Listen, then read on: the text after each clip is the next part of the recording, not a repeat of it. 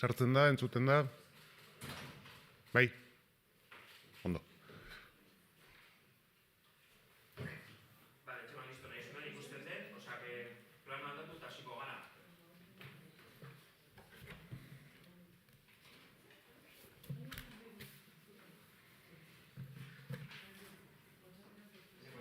Bai. Bueno, egunon guztioi. Gaurko gobernu batzordean jorratu ditugun bi gairen berri emateran atorkizue, gehiago izan dira. Eta gero baita ere, igandean izandako igeldoko kontsultaren inguruan ere, zenbait datu azaldu nahiko nituzke. Eta gaurko gobernu batzordean onartutako gaiei ekinez, bi esan dut izango dire da, aipatuko ditudanak, denengo Landaberri eremuari dagokiona ditzateke. Gaurkoan gobernu batzordeak edo batzarrak hasierako onarpena eman dio eremu honetako xehetasun azterketari, eta honen helburua da Landaberri ikastola Lasarte Horian, Zubietan dagoena, baino Lasarte Horiako ikastola dena, denak jangeda berri bat egin nahi duela, eta hori adbidetuko duen xehetasunetako azterketa onartu dugu gaurkoan.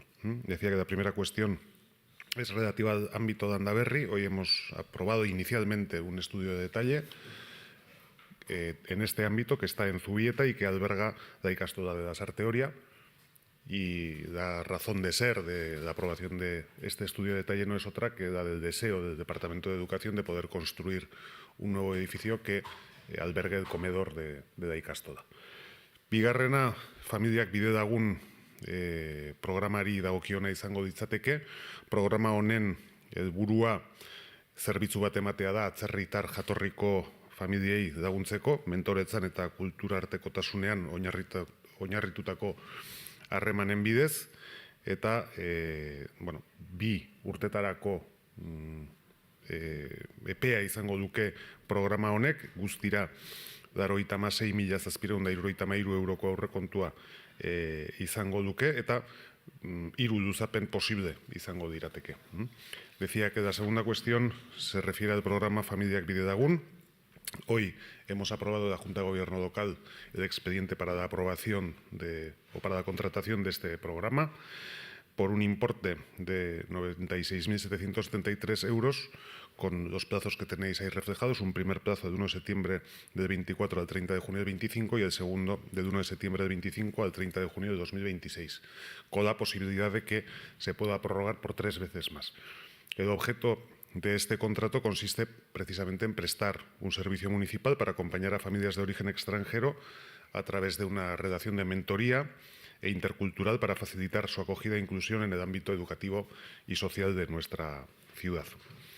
Eta igeldori dagokionez, datuen berri badaukazute, igandean galdeketa ospatu zen, eta atzo bertan bidaldu genituen emaitzok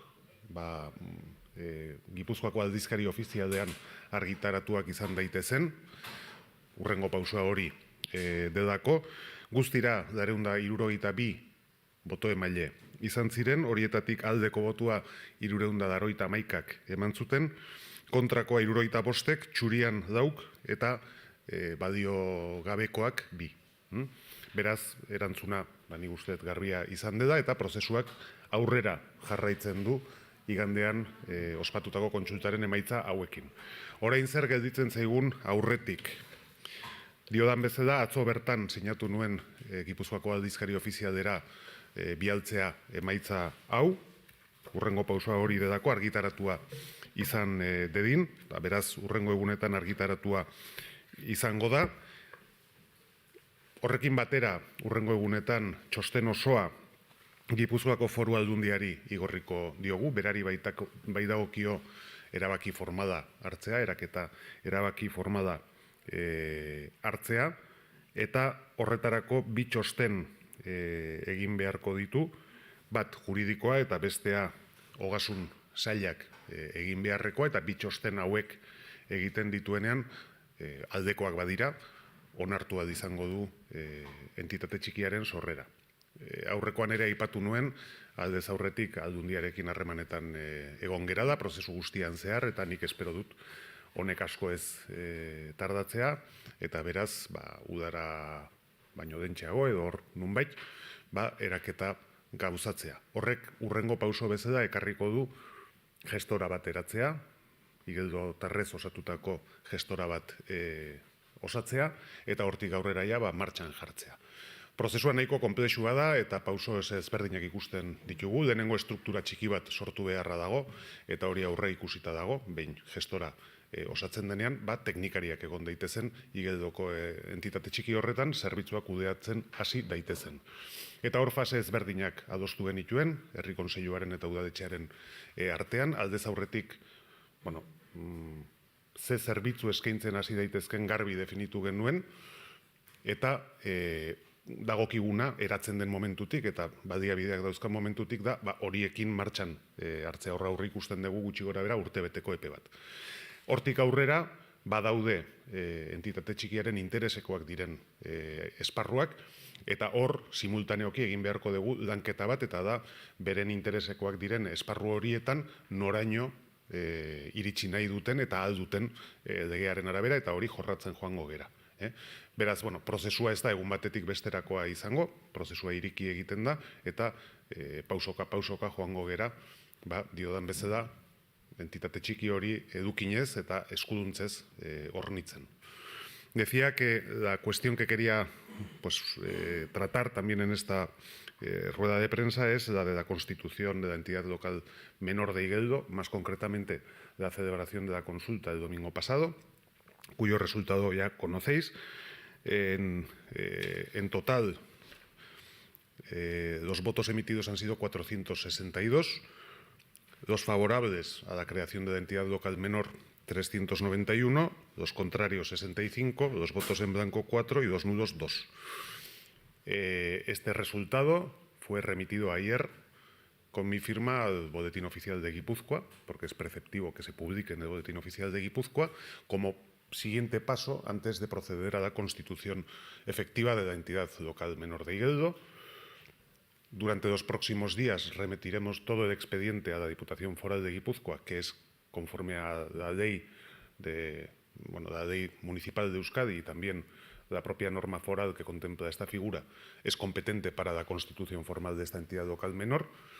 Tendrán que hacer dos informes, uno jurídico y otro del Departamento de Hacienda, y si son favorables, entonces procederá a la constitución y a la inscripción de esta entidad local menor. Yo confío en que no tendremos problemas en este camino, primero porque en todo este proceso también hemos estado en contacto con la Diputación Foral de Guipúzcoa para dar los pasos que hemos ido dando, y confío en que los informes sean positivos y en torno al verano, antes del verano por ahí, pues podamos contar ya con la constitución formal de la entidad local menor de Igeldo. A partir de ahí, primero lo que se hará es nombrar una gestora con representantes del propio barrio que la conformarán en base al resultado de las elecciones últimas celebradas, elecciones municipales. Entonces, cada formación tendrá la potestad de nombrar representantes en base a esa proporción de las últimas elecciones municipales. El siguiente paso será el de crear el mínimo imprescindible técnico para que la entidad local menor eche a andar y pueda empezar a gestionar sus propias competencias. Ya tenemos previsto cuál es el cuerpo técnico mínimo que requiere la entidad local menor de Igeldo para echar a andar, y con Igeldoko Herri Kontseilua también acordamos cuáles iban a ser las distintas fases de puesta en marcha de la entidad local menor de Igeldo. En una primera fase habrá una serie de competencias, servicios que está ya claro que van a asumir directamente desde Igeldo, y lo que se tratará es de hacer que eso efectivamente sea posible con esa mínima estructura y puedan empezar a prestar una serie de servicios que ya están determinados de mutuo acuerdo. Eso llevará un tiempo, no se hará de un día para otro. Prevemos que esa fase dure aproximadamente un año, y simultáneamente, no después, sino simultáneamente, también hay una serie de ámbitos de interés que la representación de Igeldo nos había mostrado. Trabajaremos en el detalle de, dentro de esos ámbitos de interés, hasta qué punto asumirán ellos la responsabilidad, en base a el interés que ellos puedan tener, pero también en base a las posibilidades legales de hasta dónde se puede producir ese traspaso de competencias entre el Ayuntamiento de San Sebastián y la entidad local de Igeldo. Yo, por decir dos cosas, básicamente sobre una valoración de lo que ha sido el proceso y el resultado. Lo primero, estamos al inicio de un camino y eso quiero que quede claro, es decir, esto no es algo que cambiará de un día para otro, va a requerir mucho trabajo y mucho esfuerzo por parte de ambas partes, pero yo soy optimista en el sentido de que también ha requerido mucho trabajo y mucho esfuerzo por parte de ambas partes llegar hasta aquí y hemos sido capaces de llegar a un acuerdo. Me parece que es importante, sobre todo, poner en valor el consenso alcanzado para iniciar este camino y estoy seguro de que en el camino que nos queda pues también será esa voluntad de consenso de ambas partes la que presidirá todo el proceso. Y ahora que veo a algún técnico municipal presente en la sala, pues quiero agradecer a los técnicos municipales el esfuerzo y la labor que han desarrollado para que esto fuera posible, porque de verdad que no ha sido nada desdeñable, ni lo va a ser de cara a futuro. Es un reto, como ayuntamiento, el poder convivir con una estructura que hasta ahora nos es desconocida, pero es un reto que, como digo, afrontamos con ilusión porque vemos que es un camino para que la relación entre Igeldo y el resto de la ciudad de Donosti pues sea una relación satisfactoria para ambas partes.